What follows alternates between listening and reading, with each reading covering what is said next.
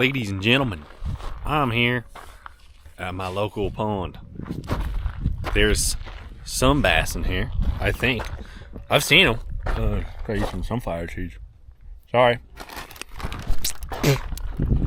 I've seen these bass. Big ones. Like 5-pounders. But they have eluded me. I've only caught 2 bass out of this pond, and there's some pretty big ones. And I seen a little kid beat one with a toolbox one time. He caught it, 4.5 pounds, watched him weigh it, took his tackle, well, it wasn't a toolbox, it was a tackle box. Took his tackle box and beat the living poop out of that thing. But today, I'm here with my family, and we're gonna catch us a freaking swamp donkey. Yeah. Alright, folks. We just pulled up here. There's a good amount. There'd be some snakes on the ground. We just seen one. Jasmine's a little freakered out, but seems to be pretty clear water conditions. I mean, you probably can't tell on the camper. On the what? I see the bird. It's a bird refuge. There's gonna be birds. It's got pretty colors on it though. Red and yellow. Oh yeah, that is a pretty bird. Huh, what do you know? It actually is. Good job. Good job pointing that one out. Anyways, you can't tell on the camera, but it's kind of clear. So I think we're gonna drop the electric shad chatterbait. We're gonna try that. And then on this rod, I'm gonna try a shaky head for the first time. I've heard they're pretty good at catching pressured bass, and that's what these things are. So I'm gonna get that rigged up real quick here. I got a little finesse rod here. We're gonna throw that on. Alright. Get this all sorted out real quick. I just grabbed a few things off the boat, which we will be making a video about soon. Because I tell you what, I took it out for the first time, and that thing's pretty fishy. Oh, I'm on. Yep. Pretty fishy boat. Here we go. Watermelon, red flake, finesse worm.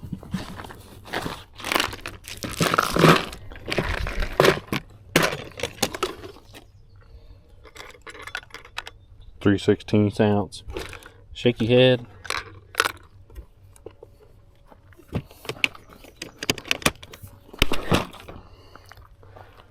Tie that on.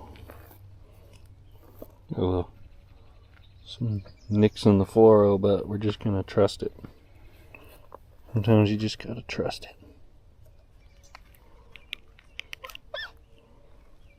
Got the improved clinch knot. Charlie's following behind me. No worries. He's a pretty tough kid. If I do say so myself, I did raise him for a whole year. He's made it a whole year of his life.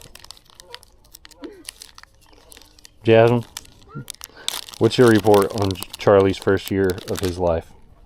You think we've done it?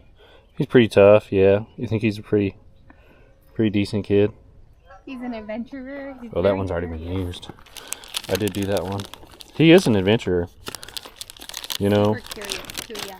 Yeah, I feel like a lot of kids cause problems because, well, just like what I've seen is like they're fussy, you know, because they want this or that.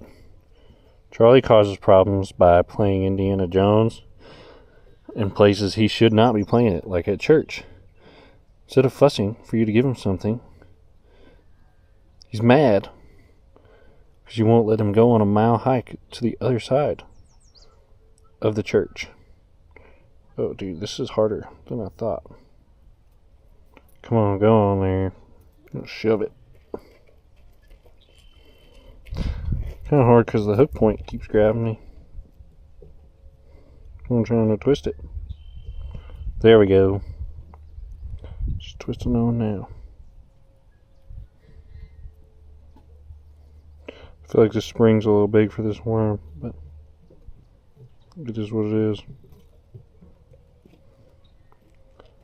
Yep, it's a little big. Tuck on there to make it weedless. Looks kind of like shit, but that's okay. I don't think the bass will notice. But I guess if I don't catch any, maybe it is noticing. Maybe that's a problem. But I think my theory here is going to be leave that Texas rig there for a second. Take the bait caster with the chatterbait. Just give them like a nice little, maybe like a little wake-up call, kind of. Get their attention that food is in the area. So we're just gonna make big bombs, bomb casts. Hopefully something bites it.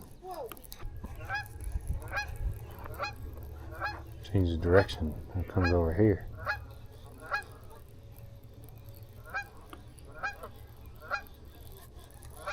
Change its direction again. You gotta shock the fish, surprise it. You know, like people say in weightlifting, you gotta shock the muscle. You gotta do that. You gotta shock the fish.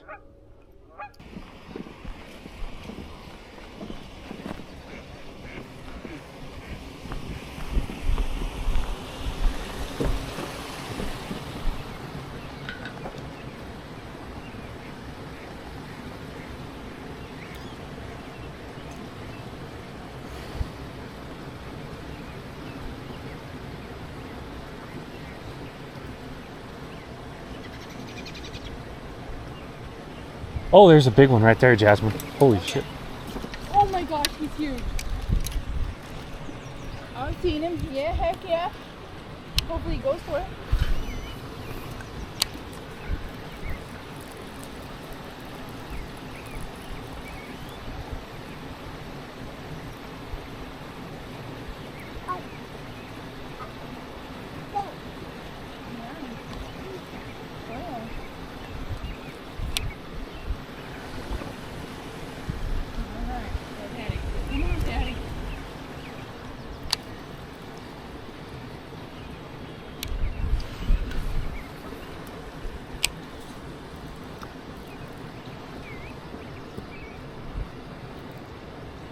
Oh, he didn't want it. We'll hit him again with the shaky head. Good little finesse follow-up. He probably can see us, honestly, but... I bet. Come on, unwrap.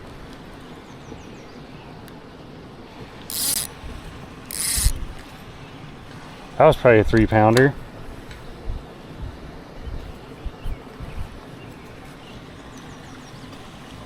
He didn't want nothing to do with that chatterbait, so we might. Might go for that. He's just cruising out in open water too. I can't see him anymore. No.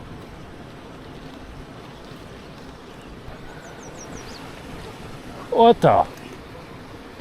That tree branch. We're at a new spot. Took the wife. Or the fiance. Took the fiance and the son home.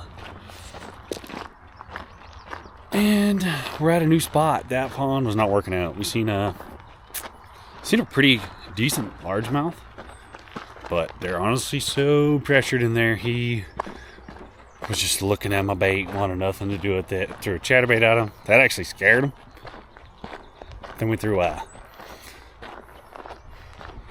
little shaky head at him. And that got stuck in a tree and ruined it. It sucked. It actually had nothing to do with the fish. It had everything to do with me. But anyways, we're at a new spot. And the fish activity seems to be pretty high here. We got trout jumping all over the place. A huge one just rose over there. But I don't think we're going to have any luck with those guys. Because they seem like in this pond. Or no, this is actually an extension of the Snake River here. It's not even a pond. But it seems like here they only want to eat flies. Like, I've ran into trout that want nothing to do with flies, and they're like eating huge glide baits and chatterbaits, and I'll insert a clip of that. Tell you what. Dude, that bait doesn't even fit in his mouth. No. Am I recording? Dude, I am. Dude, we just got a trout on a chatterbait on camera, bro. Oh my gosh. That's hey. Yeah. I don't know what direction that hook's going. Get that out of there. No way. You're like, we haven't caught any cutthroat. And then out of all things, we catch one on a chatterbait. But these ones in here, dude, they just want flies. And they are a pain in my butt. I've never caught one over here because they're just like, I'm not a fly fisherman, and they're so dialed on whatever it is on the surface. But new approach: swim bait, tube jig. If I catch a smallmouth on a tube jig, which would be my first smallmouth on a tube jig, because most of them I've caught on like jerk baits, football jigs, Texas rigs, stuff like that, I'd be pretty sweet. I know, like, tube jigs are like awesome for smallmouth. I just never caught one on a tube jig. I've caught a lot of trout on tube jigs, but never a smallmouth. We're gonna walk way down here, get as far away from the road as possible, try to hit all the spots that aren't just hammered by the general public. I know there's like a little more cover down here for them too. There's some like log jams and stuff, which is not going to be good for the old tube jig, but it's good for fish. Let's come down and fish this point. I don't fish like points, so that could be in our favor. Now we're down to the old trusty dusty spin rod. Bait caster with the swim bait on it.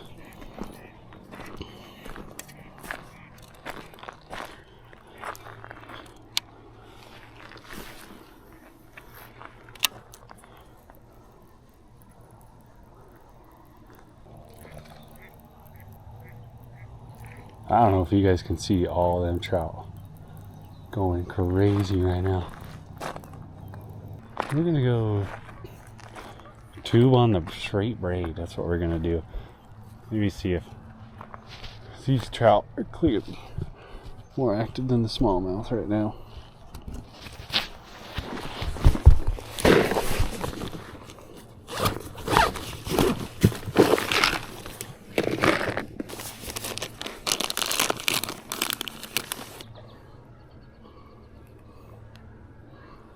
I know there's some tank brown trout in here though, like seriously big. Actually, some lady the other day here locally caught a 30-inch brown trout, which would arguably be cooler than catching a big smallmouth. Not gonna lie. If this thing snags, I have a hard time breaking it off. 15-pound braid. Palomar knot. It's gonna be tricky.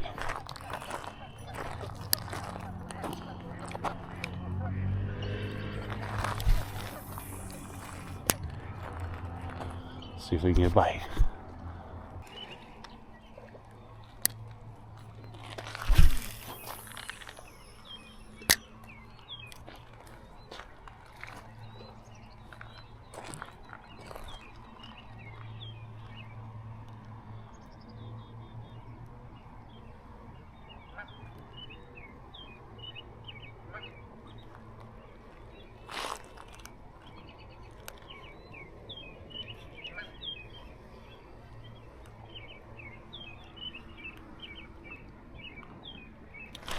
Oh.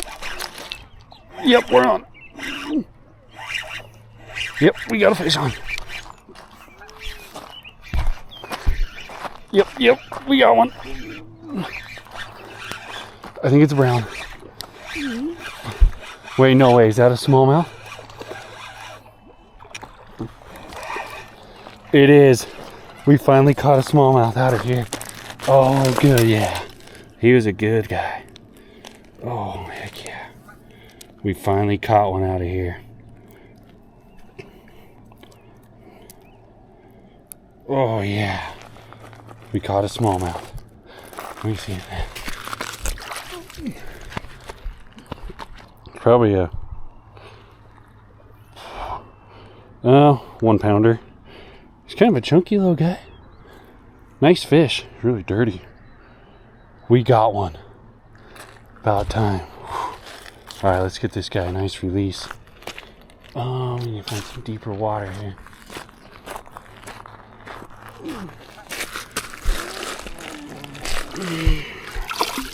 Yes, that's what I'm talking about. We finally got one. On the green tube, too. That was a nice fish. I love catching me a smallmouth. Let's see if they're still in there.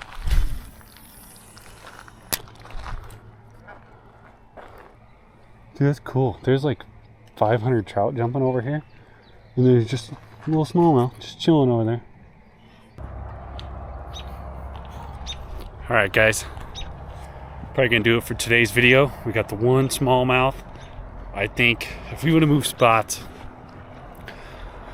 maybe could have caught a few more. Maybe if I had some fluoro, could have caught a few more. But, dude, sick that we even caught one. I've never caught one out here. Actually, I have caught a fish out of this hole, but it was a rainbow on a fly rod. So we finally caught a fish out of this hole, and it was a smallmouth. And I've heard rumors. I know it's super dark. I just noticed that. My mind's all over. But anyways, I've heard rumors of 7-pounders. And it's not even really a rumor. The guy showed me a picture of it. Weighed it. Dude, 7-pounder. Right there. We'll get one of these days. We're gonna do it. Well, I'm gonna do it. You guys aren't gonna do it. I'm doing it. I mean, you can't. You can. I'm not saying you can't. But in this video, I'll be doing it. So, that's my first time catching a smallmouth on a tube jig. First time catching one here. I was working that tube jig like a football jig. That's how I got him. If any of you guys have any cool tube jig smallmouth tricks, drop them in the comments. I'll try them out. See if they work for me. But anyways, thanks for tuning in today. Hopefully we'll be back at you with maybe some brown trout fishing next time. Or even lake trout. Oh dude, lake trout. Now that's a fish. But anyways, we'll be back at you with something cool. Thanks for watching. We'll see you guys next time.